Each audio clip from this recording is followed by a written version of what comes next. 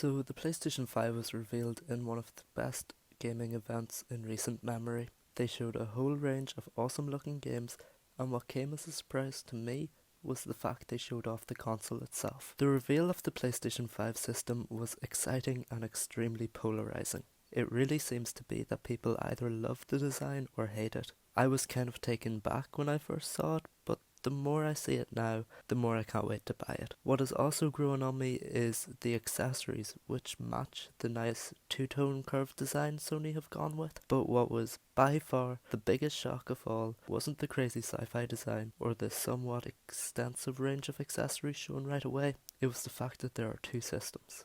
I can't think of anybody who was expecting two PlayStation 5 models. I mean, some people may have suspected the possibility of two consoles, but as far as I'm aware, there weren't any good rumours to suggest it. See, I think the PlayStation 5 Digital Edition makes a lot of sense with the way the gaming industry is heading, but at the same time, the market may not be properly ready to ditch physical media entirely. I'm very torn on this topic.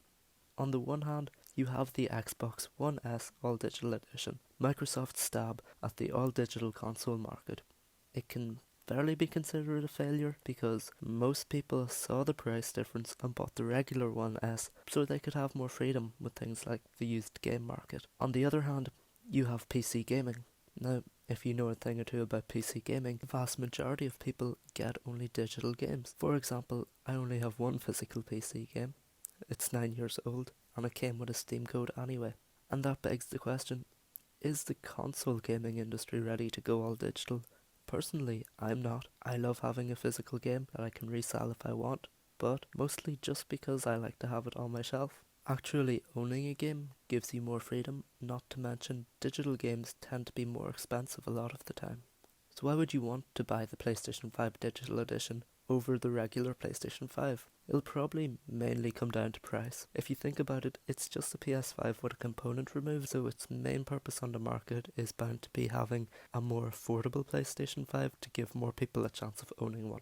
I can't imagine the price will be drastically lower, but $50 or £50 could be enough to convince someone to get a console. Plus you've got to consider, not everyone buying a PlayStation 5 is going to be what you would call a hardcore gamer. There will be the people who only buy games like Call of Duty, FIFA or Madden every year. They don't really care if they have a disc or not, because they aren't super into gaming. They are who I would like to imagine are the target demographic for this kind of system. I definitely wouldn't get the PlayStation 5 Digital Edition for a few different reasons. I feel like whatever the price difference is on not having a disc drive, that will be built up from extra money you have to pay by purchasing digital games. It also eliminates the possibility of borrowing a game from your friend to see if you would like to get that game yourself, and I can't begin to imagine the confusion of a relative buying someone a PlayStation 5 game and that person only having the digital edition and then trying to explain why they can't play it. That sounds like a little bit of a mess. I buy all my own games anyway, but I can imagine that is going to happen to someone at some point in the future. Another reason is the fact you're going to be getting a solid 4K Blu-ray player. I can't wait to have one. Where I live, internet download speeds are awful and there is no way I would ever be able to stream a 4K movie on Netflix. I bought an Xbox One S one time because it is one of the most affordable Ultra HD Blu-ray players you can buy, but when I put Into the Spider-Verse into the console, a movie I was really excited to see in 4K, the picture chugged. The Xbox couldn't properly play the 4K Blu-ray, which was a big letdown, and I actually ended up selling it a few months later. Now when the PlayStation 5 comes out, I'll be able to start collecting 4K movies because it's pretty safe to assume playback will be smooth on it. There are people saying that the PlayStation 5 Digital Edition will be the same price as the regular PlayStation 5 but have more storage, and I think that's a little bit ridiculous. Sony are literally doing everything in their power to get the PlayStation 5 at a decent price, and a big part of the cost of the system is its SSD. Now I don't want to get too into the PlayStation 5's SSD, but in the system architect's presentation wrote to PS5 on March 18th, 2020, Mark Cerny said the PlayStation 5 would have 825 gigabytes of storage. Now that is a very specific number for a console storage, and it shows that they are trying to make the most of what they can reasonably price the PlayStation 5 at. Because of that, I just can't see how they could make a higher capacity digital system and charge the same amount of money for it, because of how unique the PS5's SSD technology is and how they are clearly pushing what they can provide as it is.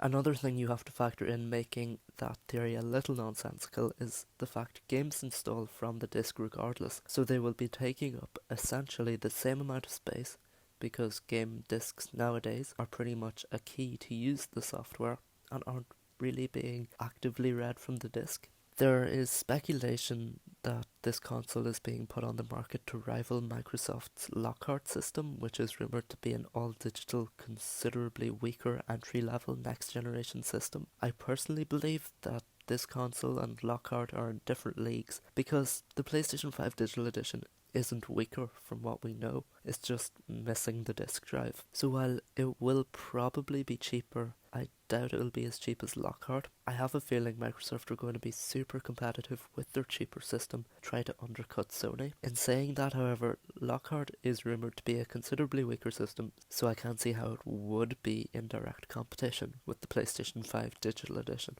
Also, I feel like the design has to be brought up. PlayStation 5 Digital Edition to me looks like the design they were going for. It's sleeker and more symmetrical and all round looks a little better. It almost makes me think that after designing it they were like, oh, we have to find somewhere for the disk drive, and they kind of just stuck it onto the side of the system.